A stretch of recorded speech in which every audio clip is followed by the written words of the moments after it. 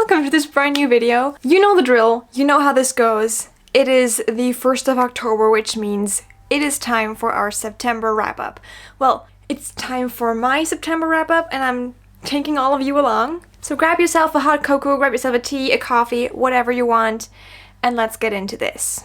I personally love doing these wrap-ups because not only does it help you understand what I read, but it helps me remember what I read, because I read so many books each month that I genuinely forget what I was reading. And this way I get to refresh on all of them. Fun times. Disclaimer, first of all, I read a lot of books. I don't have anything else to do. Reading is my hobby. Reading is my obsession. That is the only reason why I read this obscene amount of books each month. So I think without any further ado, let's get into all of these books. So because I have this handy dandy trusty thing and a thing called Kindle Unlimited, I read a lot of books on my Kindle, which honestly is not my favorite thing to do, but I mean, it seems to be my favorite thing to do. I will start with my Kindle books in order of I don't like them to I love them. First book I want to talk to you about is this one. This is The Doctor. I didn't like this one. Okay, just keep this book away from me, please. We have one of the tropes that I generally don't enjoy. It's the I am now dating my ex's dad trope. I have no better way to describe this. The female main character starts dating her ex's dad, who is a doctor. I see potential there that was just not grabbed in any way. The potential was that she would hurt herself in some way, and this doctor would help her. That didn't happen. I was waiting for that scene and I was disappointed because it wasn't there. But that's not the main critique that I have.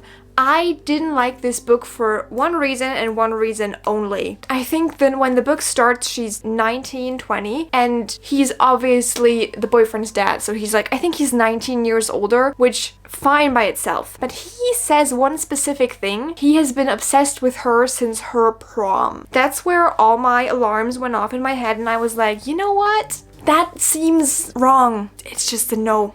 Okay, it's just a no, and I don't want to talk about it any further, because it's just a no. Moving on. This is Ignite, which is part of the Clover Lay Farms, and I started this one thinking it was the first one. It's actually the 6th book in a series, so this is technically the next generation, which is why it is technically the first book again.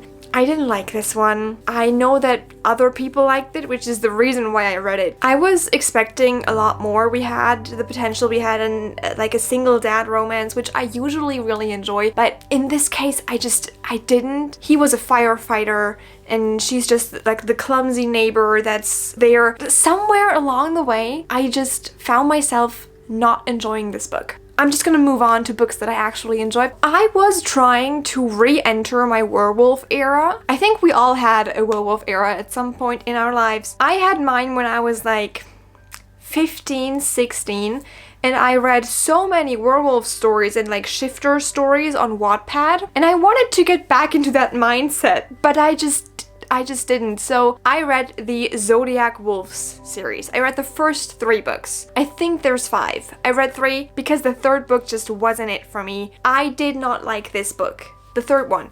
I enjoyed the first, I enjoyed the 2nd book even, and then the 3rd one, nothing was going on and I was just bored, so I DNF'd that one. This was the typical, you have like an outcast she-wolf who is then mated to an alpha. Why? They have like different kinds of witches. It was just, at some point, it just turned weirdly unrealistic for me. That said, it is a fantasy book, and technically none of that makes sense, but I did not enjoy this as much as I had hoped I would. I read this one, Fadedmates by Jessica Aspen. This also wasn't it. This was a little different in the sense that we didn't have the typical alpha story. We had a human who was just like stumbling into this. I read this when I was on the airplane back from London. This was such a fast read. I read this in like, I think 1.5 hours. I forgot about it immediately after reading it. I didn't even put it on my Goodreads. I'm gonna do that now. It just wasn't it, okay? I did not enjoy this book. And we're moving on. Next up, we have Runaway Love. This one was a lot more up my alley. We have single dad again, but this time it was executed a lot better. We have a runaway bride who then meets this single dad and just suddenly is his nanny. There were some weird aspects that I didn't really enjoy. What I did enjoy about this was the like small town vibe that this book gave off. So this was overall just a book that I personally just enjoyed. It was fun, it was a good time. Next up we have a book that, you know, those like TikToks where there's just like one sentence and then because of that sentence you start reading the book, because that's this one. This is Meet Me in the Penalty Box. This is the first book of like another ice hockey romance series. This was good. This was a solid 3 stars. It was fine. There's nothing much I have to say about it. If you enjoy hockey romance, you can check it out. It's overall just a good time. So the only thing that I noted down for this one was solid 3 stars. Maybe I put this, did I put this in my journal? Give me a second. I started a reading journal for this month, and maybe I put it in there. I wrote, this one was good but not great. We sort of have like a second chance romance going on here.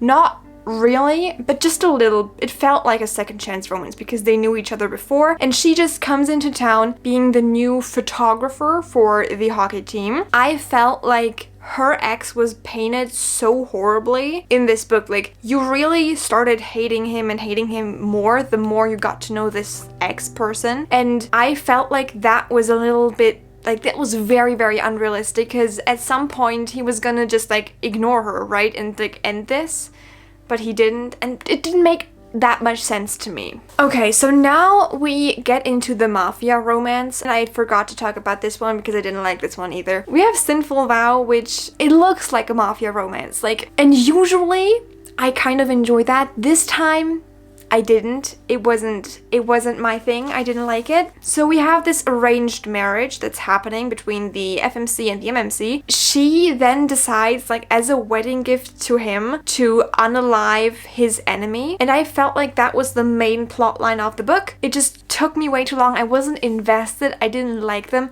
I didn't think they have any chemistry. This was truly just like a marriage of convenience, and it didn't turn into more. It just like stayed a marriage of convenience in my eyes personally. I wasn't happy with this, which is why this one was just like a 2-star rate for me. Moving on to a mafia book that was actually my cup of tea.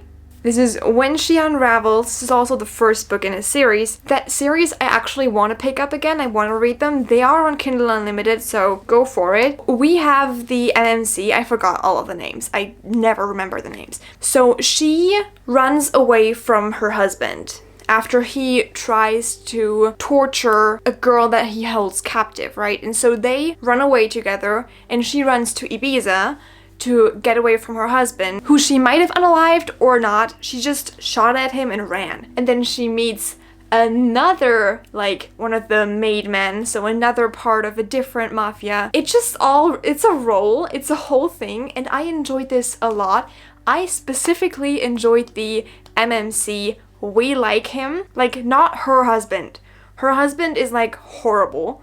We like the guy that she meets after her husband. Anyway, this book was great, and if you are looking for a good mafia romance for whatever reason, this one might be it for you. Okay, so I'm gonna judge this as a series. We have the Sweater Weather series. The Sweater Weather books, that's a whole tongue twister right there, but the Sweater Weather books are by different authors, but they're set in the same, like, environment, same town. So I read the first 3 books of these. These are full-on cozy fall vibes, so if you're looking for cozy fall vibes, read these books. They're really cute. They're also on Kindle Unlimited. You can just grab them there. Really cute books. I enjoyed these a lot. I specifically enjoyed the first book. That was great. And I just like this small town vibe that these books were giving off.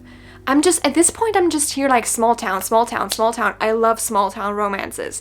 They're cute. In the first one, we have a mix of small town and sports romance, which is, again, like, just one of my favorite things. This was overall just a really, really good time. I enjoyed this series. I enjoyed these books, and I'm definitely gonna read the last few books in that series as well. And those were all the Kindle Unlimited books, like all of the ebooks that I read. So now we're actually gonna be moving on to the physical books I read, which are, let me grab them, these ones. Let's start with the book I enjoyed the least and then move our way up in the food chain. First up, we have The Art of Prophecy.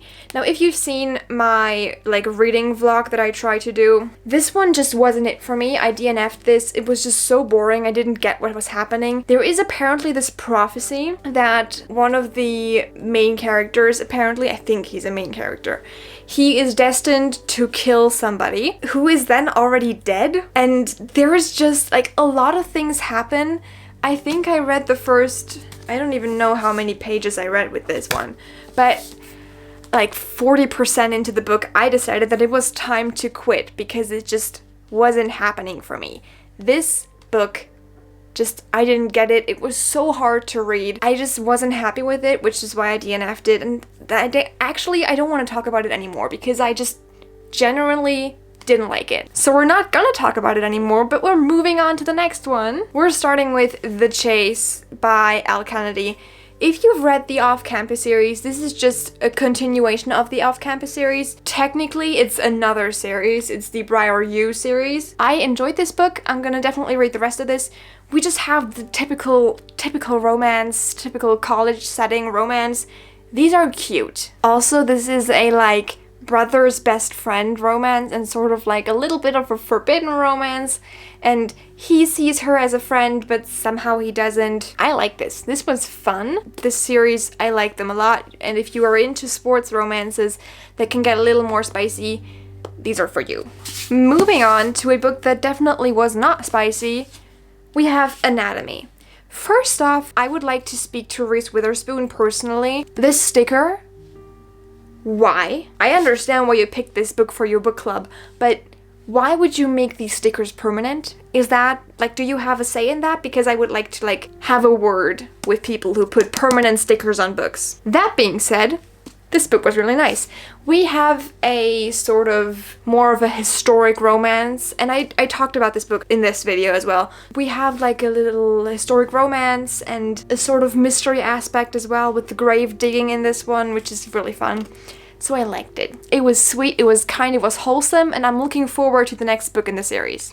That's all I have to say about it. Then we're moving on to a book that I just recently read, which is Love in the Time of Serial Killers. I like this a lot. We have a main character who is obsessed with serial killers and true crime, and she writes her dissertation for her PhD on true crime. Her dad died half a year ago, and she decides to sell the house he lived in, and then she moves there, and her new neighbor is just this sweet and kind guy, and she is just convinced that her new neighbor is a serial killer. So she does everything in her power to prove that he is a serial killer, and he is just overall very confused. I liked him a lot. He was a little golden retriever kind of main character, so that was really cool. I again forgot all of the names. I could look them up, I could also just not look them up, so that's what we're gonna do. We're going with option 2. I'm just gonna talk about the next book, because apparently that's what I do now. Next up, we have a book that is very high up in my ranks. We have The Fine Print. I enjoyed this a lot. I especially enjoyed Rowan. I remembered his name because I liked him. So Rowan is such a nice male main character. He is first portrayed as this moody, grumpy guy, and then later on you realize that he actually isn't this moody, grumpy guy, but he has such a soft heart, and I really, really liked him. I like that he has this artistic kind of side to him. And honestly, I don't remember anything about the female main character, but I remember a lot about Rowan. But in my rating your book boyfriends video that I made, I talked a lot about Rowan, and I like him a lot. I think he's incredible. So they have this little theme park. It's technically they have a Disney World park. It's not Disney, it's their own park brand. Essentially, the grandpa, Rowan's grandpa, dies, and he leaves part of the park to Rowan, and he needs new ideas, and this is the Dreamland Billionaire, so it is a billionaire series, but I enjoyed it a lot. And then the last book, we're already to the last book, this is going so fast. Not sure if it's actually going fast, but it is in my eyes. So the next and the last book is Yellowface. Yellowface took a toll on my brain. This was a tricky book to read. It took a lot of thinking, but I, in the end, decided that this was probably my favorite book of the month. I enjoyed it a lot. It gave me so much stuff to think about. It blew my mind multiple times. I felt uncomfortable while reading this, which for some reason just made the book better. Usually feeling uncomfortable doesn't make things better for me, but in this case it did, and I just purely enjoyed this. Again, this was in my reading vlog that I made, so you've probably already seen it. We have a book about an author who steals her dead best friend's work and publishes it as her own, with the issue that she is not Chinese and the book is actually written about Chinese people. So she just gets into this spiral of all the bad things, all the lies that she told. And this is overall just so good. So I actually enjoyed this a lot. This was a fun time. It was a fun book, and I'm just gonna put it down now. That was it. We're done! Now definitely tell me if you have any opinions on any of these books. Tell me if you enjoyed any other ones. Which were your favorites of this month? Like, your personal favorites? Just so that I can read them. And I hope you all have an awesome rest of the day, rest of the evening, rest of the morning, start of the day, whatever time you're watching this, because time zones are complicated and weird and I don't understand them. I hope you have a great time, and I will see you for the next video that I make. Bye!